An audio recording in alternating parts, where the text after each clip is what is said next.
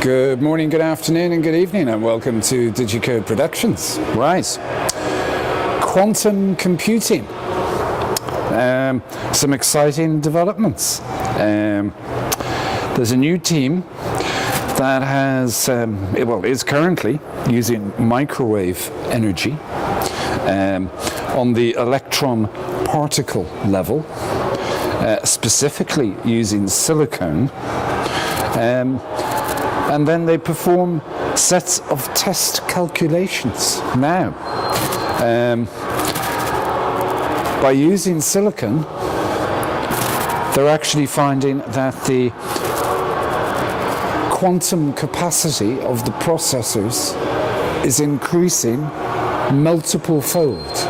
In other words, they're able to actually calculate things thousands of times faster, and in some cases hundreds of thousands of times faster. You see, the way a normal processor works, it's a series of ones and zeros, i.e. yeses and nos. But our current chips can only process these instructions on a singular basis. So that means perhaps the fastest supercomputer, or quantum computer as they're known, can perhaps perform millions of tasks per second. With this sort of new technology, they're actually talking about being able to perform billions of tasks per second. I suppose, you see, what they're talking about here is,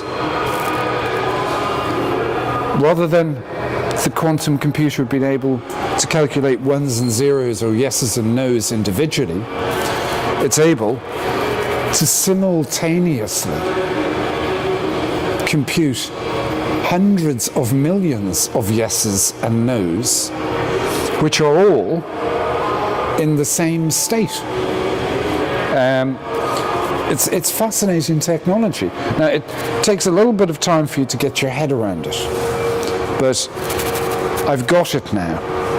What they're talking about is multiple versions of a yes-no scenario being quantified by a chip, but at the same time, perhaps hundreds of millions of them.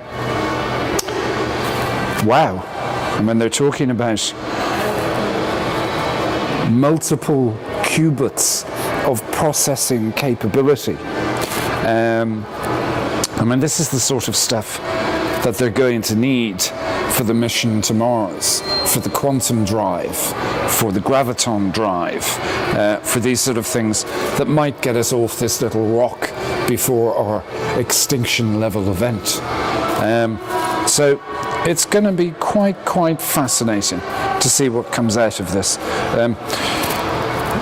Gentleman in question, and the future of the human race may be very grateful to him, is Professor Winfried Hensinger from the University of Sussex. And he is working on this, as he puts it, in an extremely busy manner. Well, I have to say, Professor Hensinger, we wish you the very best, and thank you very much.